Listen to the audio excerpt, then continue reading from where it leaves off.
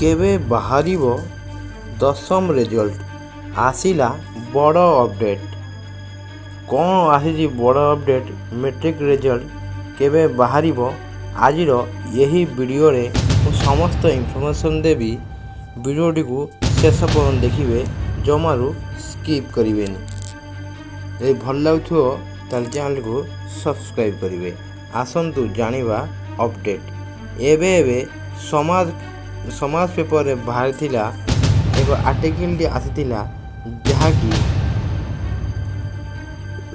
ମାଧ୍ୟମିକ ପରିଷଦ ଦ୍ୱାରା ପରିଚାଳିତ ବାର୍ଷିକ ମାଟ୍ରିକ ପରୀକ୍ଷା ଫଳ ମେ ମାସ ଦ୍ୱିତୀୟ ସପ୍ତାହରେ ବାହାରିବ, ଯାହାକି ତ୍ରୁଟି ଶୂନ୍ୟ ରଖିବା ପାଇଁ ମାଧ୍ୟମିକ ପରିଷଦ ଏଥର ସ୍ଥିର କରିଛି।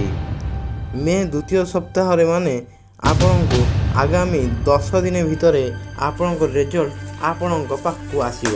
ଏଥର ମାଧ୍ୟମିକ ପରିଷଦ ଗୋଟିଏ କଥା କରିଛି, ଯାହାକି ଆପଣଙ୍କୁ ଅନଲାଇନ୍ରେ ଆପଣଙ୍କର ସାର୍ଟିଫିକେଟ୍ଟି ଦେବ ଏବଂ ଅଫଲାଇନ୍ରେ ପ୍ରାୟ ରେଜଲ୍ଟ ବାହାରିବା ମାସେ ପରେ ଆପଣଙ୍କ ସ୍କୁଲକୁ ତାହା ଆସିବ।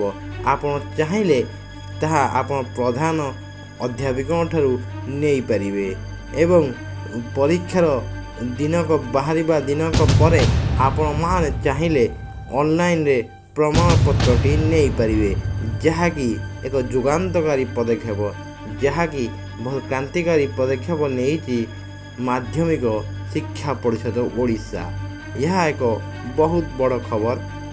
ଆଉ ଥରେ କହି ରଖିବାକୁ ଚାହୁଁଛି, ପିଲାମାନେ ବ୍ୟସ୍ତ ହୁଅନ୍ତି ନାହିଁ। ମେ'ର ଦ୍ୱିତୀୟ ସପ୍ତାହରେ ଆପଣଙ୍କର ଦଶମ ରେଜଲ୍ଟଟି ଆସିବାକୁ ଯାଉଛି ଏବଂ ଏହି ଚ୍ୟାନେଲରେ ଆପଣମାନେ କ'ଣ ପଢ଼ିବେ ତାହାର କାଉନସେଲିଂ ମଧ୍ୟ ମୁଁ କରିବି।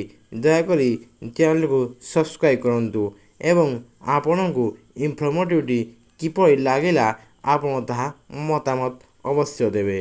ରହୁଛି, ଧନ୍ୟବାଦ। ବନ୍ଦେ ଉତ୍କଳ ଜନନୀ। ଜୟ ଜଗନ୍ନାଥ।